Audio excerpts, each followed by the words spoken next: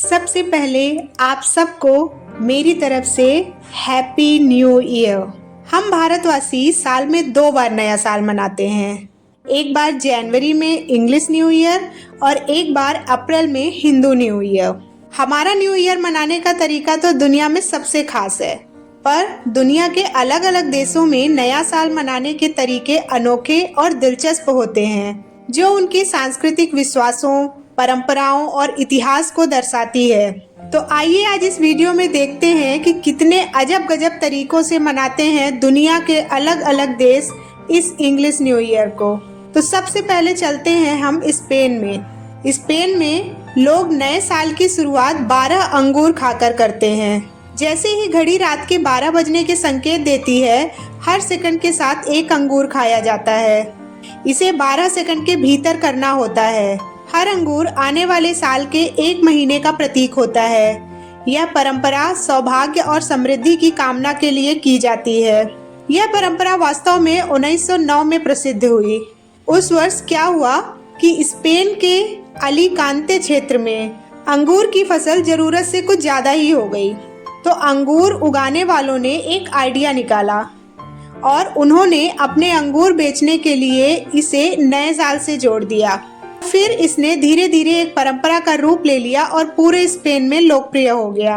अब इन 12 अंगूरों को खाते समय लोगों को ऑब्जर्व किया जाता है। जैसे अगर कोई व्यक्ति किसी अंगूर को खाते समय कठिनाई महसूस करता है या समय से पीछे रह जाता है, तो ऐसा माना जाता है कि उस मंथ में उसे कुछ डिफिकल्टीज आने वाली हैं। और अगर सब अंगूर आसानी से खा लिए जाएं, तो ऐसा माना जाता है कि जो आने वाला साल है वो बहुत ही सुखद और सफल होगा। यह परंपरा ज़्यादातर मैड्रिड के प्रसिद्ध चौराहे पर निभाई जाती है, जहां हजारों लोग इकट्ठा होते हैं और यहां एक बहुत बड़ी घड़ी में 12 बार घंटी बजने का इंतजार किया जाता है। अब हम चलते हैं जापान में। जापान में नए साल का स्वागत बौद्ध मंदिरों में 108 बार घंटियां बजाकर किया जाता है। यह संख्या 108 मानव इच्छाओं को दर्शाती है, जो कि मानव के दुख का कारण बनती है। लोग मंदिर जाकर पवित्र जल से शुद्धिकरण करते हैं और शांति की प्रार्थना करते हैं। हर साल 31 दिसंबर की रात को जापान के बौद्ध मंदिरों में यह परंपरा निभाई जाती है। मंदिरों में 108 बार घंटी बजाई जाती है और यह नया साल शुरू होने से ठीक पहले समाप्त होती है। इस 108 संख्या का सीधा संबंध बौद्ध धर्म की शिक्षाओं से है। बौद्ध धर्म के अनुसार इंसान के पास 108 प्रकार की इच्छाएं और दोष होते हैं, जो दुख और परेशानी का कारण बनते हैं। इनमें प्रमुख है लालच, क्रोध, ईर्ष्या, अहंकार और अज्ञानता। ऐसा माना जाता है कि हर बार घंटी बजाने से एक दोष या इच्छा का शुद्धिकरण होता है। इस प्रकार साल के अंत में 108 बार घंटी बजाकर सभी दोषों को पीछे छोड़ दिया जाता है और नए साल की शुरुआत पवित्र और शुद्ध मन से की जाती है। अब हम चलते हैं डेनमार्क में। डेनमार्क में लोग अपने दोस्तों और परिवारों के दरवाजों पर पुरानी प्लेटें और बर्तन तोड़ते हैं। यह परंपरा दोस्ती और शुभकामनाओं का प्रतीक है। जिसके दरवाजे के सामने सबसे ज्यादा प्लेटें टूटती हैं, माना जाता है कि उसे आने वाले साल में सबसे ज्यादा शुभकामनाएं मिलने वाली हैं। डेनमार्क की प्राचीन मान्यताओं के अनुसार बर्तन और प्लेटों को तोड़ने से पुरानी नकारात्मक ऊर्जा और दुर्भाग्य खत्म हो जाते। टूटे हुए बर्तनों की सफाई अगले दिन की जाती है, जो यह दर्शाता है कि अब नए साल के साथ एक साफ शुरुआत हो रही है। हालांकि आज के समय में पर्यावरण और सफाई के कारण लोग बर्तन कम तोड़ते हैं, लेकिन यह परंपरा अब भी जीवित है। अब हम चलते हैं ब्राजील में। ब्राजील में लोग समुद्र की देवी लेमन्या या इन्हीं को इयमांजा भी बोलते हैं, इनको सफेद फूल और मोमबत्तियां अर्पित करते हैं। यह परंपरा समुद्र की देवी से आशीर्वाद और शांति की कामना के लिए की जाती है। लोग सफेद कपड़े पहनते हैं, जो शुद्धता और नए आरंभ का प्रतीक है। इयमांजा समुद्र की अफ्रीकी मूल की देवी हैं। उन्हें प्रजनन, समृद्धि और सुरक्षा की देवी माना जाता है। वह समुद्र की रानी हैं और उनकी पूजा खास तौर पर मछुआरे, नाविक और समुद्र के किनारे रहने वाले लोगों द्वारा की जाती है। देवी इयमांजा को सफेद और नीले रंग के कपड़े, मोती, फूल और समुद्री प्रतीकों से सजाया जाता है। सफेद फूलों को देवी का प्रिय माना जाता है। लोग फूलों को समुद्र में अर्पित करते हैं और अगर वे वापस किनारे पर नहीं आते तो इसे एक अच्छा शगुन माना जाता है। अब हम चलते हैं स्कॉटलैंड में। स्कॉटलैंड में फर्स्ट फुटिंग मतलब पहला कदम नामक परंपरा नए साल के जश्न का एक अहम हिस्सा है। ऐसा माना जाता है कि घर में पहला कदम रखने वाला व्यक्ति साल भर के लिए सौभाग्य लेकर आता है। परंपरागत रूप से पहला कदम रखने वाला व्यक्ति गहरे बालों वाला पुरुष होना चाहिए, क्योंकि यहाँ पर गहरे बाल शुभ माने जाते हैं, जबकि गोरे या लाल बालों वाले व्यक्तियों को पुराने समय में अशुभ माना जाता था। फर्स्ट फुट केवल व्यक्ति की पहचान तक सीमित नहीं है, बल्कि वह अपने साथ कुछ विशेष उपहार लेकर भी आता है और वो उपहार भी बहुत महत्वपूर्ण हैं। जैसे अगर वह कोयला लेके आता है तो इसका अर्थ होता है कि घर में गर्माहट और आराम आने वाला है। अगर वह विस्की या शराब लेकर आता है तो इसे खुशहाली और उत्सव का प्रतीक माना जाता है। अगर वह रोटी या केक लेकर आता है तो इसे समृद्धि और भोजन की प्रचुरता का संकेत मानते हैं। और अगर वह नमक लेकर आता है तो उसे जीवन में स्थिरता और संतुलन का प्रतीक माना जाता है। अब हम चलते हैं फिलीपींस में। फिलीपींस में गोल आकार को धन और समृद्धि का प्रतीक माना जाता है। लोग गोल आकार के फल खाते हैं, गोल आकार की वस्तुएं खरीदते हैं और यहाँ तक कि लोग गोल आकार के कपड़े भी पहनते हैं, जैसे पोल्का डॉट्स के प्रिंट्स। गोल आकार को सिक्कों और धन का प्रतीक माना जाता है। गोल आकृति संपत्ति, समृद्धि और आर्थिक स्थिरता का प्रतीक है। यह परंपरा धन की निरंतरता और चक्र को दर्शाती है, जो कि कभी समाप्त नहीं होता है।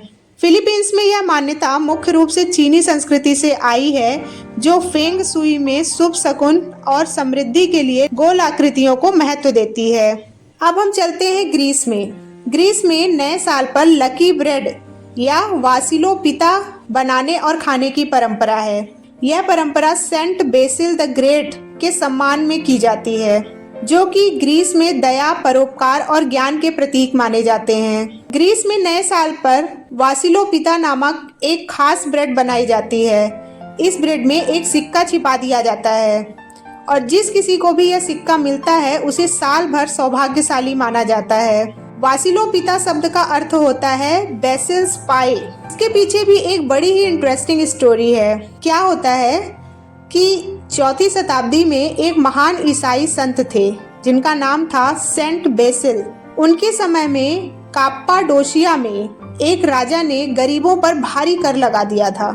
संत बेसिल ने राजा से निवेदन किया और गरीबों का सोना और गहने एकत्र करके राजा को सौंप दिया। जब राजा का मन बदला तो उसने सभी गहने और सोना वापस लौटाने का आदेश दिया।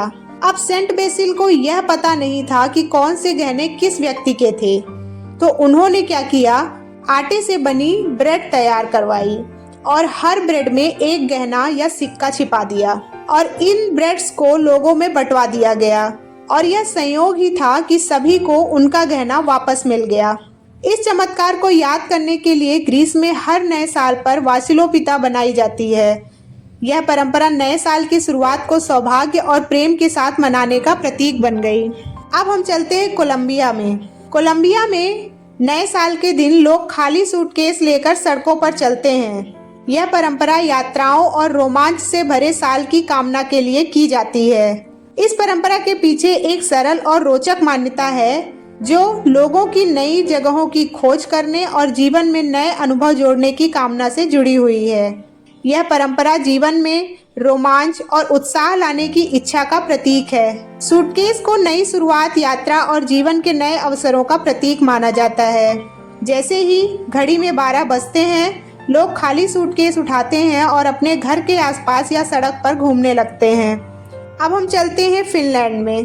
फिनलैंड में लोग नए साल के दिन छोटे टिन के टुकड़े को पिघलाकर पानी में डाल देते हैं। पानी में जैसे ही यह टिन का टुकड़ा ठंडा होता है तो किसी न किसी आकार के रूप में जम जाता है और फिर उसके आकार को देखकर भविष्यवाणी की जाती है। यह परंपरा आने वाले साल के लिए भाग्य और समृद्धि को दर्शाने का प्रयास है। अगर यह आकृति जहाज की तरह दिखे तो इसे यात्रा का संकेत माना जाता है। अगर दिल या फूल जैसी दिखे तो यह प्यार और खुशहाली का प्रतीक माना जाता है। और इसी तरह अलग अलग आकृतियों के अलग अलग अर्थ निकाले जाते हैं। इन सारी परंपराओं से यह स्पष्ट होता है कि हर देश का नया साल मनाने का तरीका उनकी संस्कृति, परंपराओं और विश्वासों से गहराई से जुड़ा हुआ है। वैसे इतने अजब गजब तरीके जानकर मैं तो सोच में पड़ गई हूँ कि ये विश्वास है या अंधविश्वास। आप लोग क्या कहेंगे इस बारे में? कमेंट सेक्शन में ज़रूर बताइएगा। खैर, जिस तरह हमें अपनी संस्कृति से प्यार है, ये तरीके भी उन देशों की संस्कृति से जुड़े हुए हैं, तो हमें इनका भी सम्मान करना चाहिए। एंड आई विश कि आने वाला यह नया साल सबके लिए मंगलमय हो। वीडियो अच्छी लगी हो तो एक लाइक और सब्सक्राइब जरूर करते हुए जाइएगा। मैं इसे अपना न्यू ईयर गिफ्ट समझ लूँगी आप सब लोगों की तरफ से। मिलते हैं नेक्स्ट इन्फॉर्मेटिव वीडियो के साथ। हर हर महादेव।